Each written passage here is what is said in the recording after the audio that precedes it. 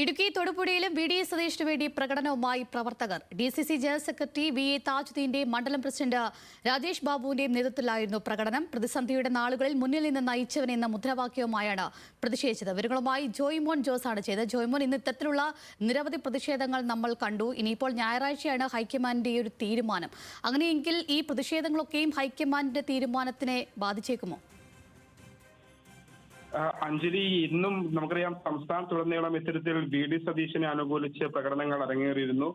ഈ മുഖ്യമന്ത്രി തർക്കം, അതായത് കോൺഗ്രസിലെ മുഖ്യമന്ത്രി തർക്കം രൂക്ഷമായതിന് പിന്നാലെയാണ് ഇത്തരത്തിൽ പല നേതാക്കളെ അനുകൂലിച്ച് അവരെ അനുകൂലിക്കുന്ന പ്രവർത്തകർ രംഗത്തെത്തിയിരിക്കുന്നത്. ഇത്തരത്തിൽ സമാനമായി VD സതീശനെ അനുകൂലിച്ചാണ് ഇപ്പോൾ കൂടുതൽ പ്രകടനവും പലയിടങ്ങളിലായി നടക്കുന്നത്. നമ്മൾ നേരത്തെ കൊച്ചിയിൽ കണ്ടു, കൊച്ചിയിലും അതുപോലെ തന്നെ മറ്റു ജില്ലകളിലൊക്കെ ഇത്തരത്തിൽ പ്രകടനങ്ങൾ കണ്ടു. ഇതിനൊരു തുടർച്ചയെന്നോണമാണ് ഇപ്പോൾ ഇടുക്കി തൊടുപുഴയിലും VD സതീശൻ അനുകൂലികൾ ഒരു പ്രകടനം നടത്തിയത്.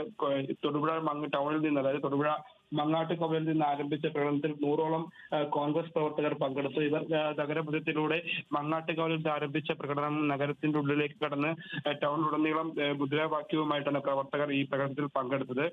ഈ പ്രതിസന്ധിയുടെ നാളുകളിൽ മുന്നിൽ നിന്ന് നയിച്ചവൻ എന്ന മുദ്രാവാക്യവും അതുപോലെ തന്നെ നിലപാടിന്റെ രാജകുമാര എന്നിങ്ങനെ VD സതീശനായിട്ട് ആർപ്പുവിളികളും ജയ്വിളികളുമായിട്ടാണ് പ്രകടനത്തിലെത്തിയ പ്രവർത്തകർ നഗരത്തിലുടനീളം പങ്കെടുത്തത്.